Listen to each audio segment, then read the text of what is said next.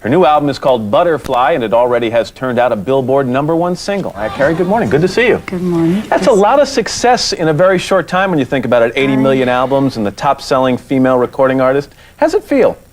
It's very bizarre, actually. I mean, I don't think about it in those terms. When I hear it and when people say it to me, I just feel like, is that me? I mean, I guess it's because I've been in the studio year after year, and I've made more records in such a short period of time than most people who've been out twice as long as I have. And so I guess that would explain, the enormity of it all. But so the numbers aren't important to you when you hear things like your album will soar to the top of the charts and it becomes the fastest selling and the biggest selling and the #1. They don't bother you?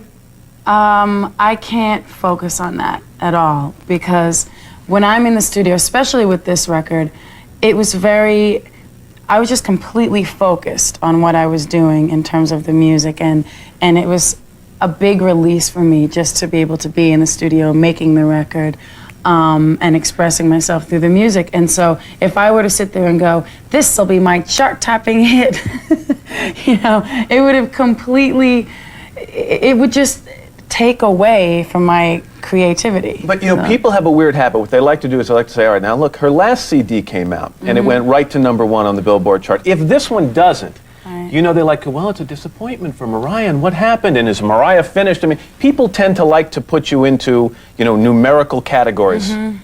Whatever. I can't, I can't even focus on that. It's like, the most important thing is that the fans are enjoying my music and that I'm proud of what I've done.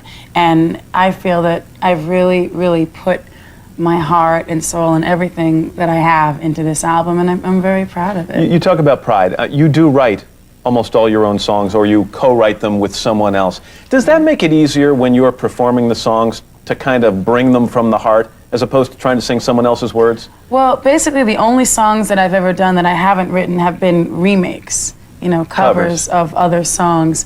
And I enjoy doing that, but really writing is such an enormous part of what I do, and I can't imagine what it would be like. I mean, it's hard for me to understand the people that just go in and sing and they don't write their own music, because to me, it's such an integral part of the whole creative process. But in a way, I envy those people, because they can come in, sing the song, they get a demo singer singing the song first, then they can do their own thing to it and, bring their flavor to it and have the producer finish it up for them, and they leave. And I'm like sitting there obsessing over every single note, why did I do it like this? How do I get the song? Really trying to sell the song. And, when you write it, you're building it, you're producing it, you're creating, what people are going to hear, so all the weight falls on your shoulders.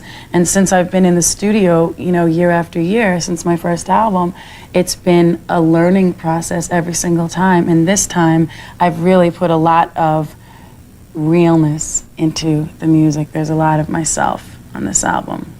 There is a subject a lot of people have been talking about, and they talk about every time they sit down with someone like you these days, and that is the problems that go along with celebrity. And there are a lot of celebrities who are coming out right now and saying, you know what, I'm a public person, but I have a private life, and I'd like to keep it that way. Your private life has been made public in many ways you wouldn't like it to be. What's your reaction to that? Do the fans have a right to know about you when you're home and not on stage?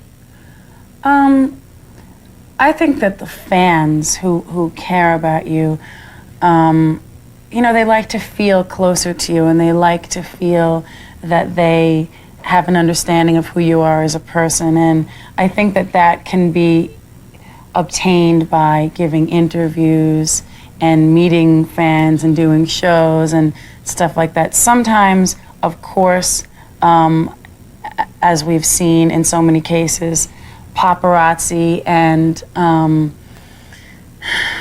sort of the tabloid press can really, really damage people, and that's what people understand, that we are people, celebrities are people as well.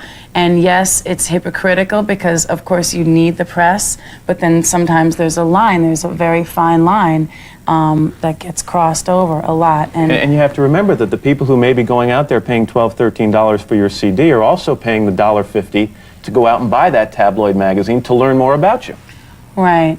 I mean, I think that the public, for the most part, is intelligent enough to know that if you're on the same page as something with like a two-headed baby born in Guam, they can pretty much believe that whatever they're writing isn't true. So, you know, I mean, it's all about sensationalism and it's all about selling papers and magazines, but I think that people should be a little bit more compassionate in terms of dealing with people in the public eye as real people. So in other words, love me for my music, leave me alone at times. At times, you know, but whatever. Music, and this one is called Butterfly. Good luck with it. Thank you. Mariah, good to see you. Good to see you. We're back in a moment. This is Today on NBC.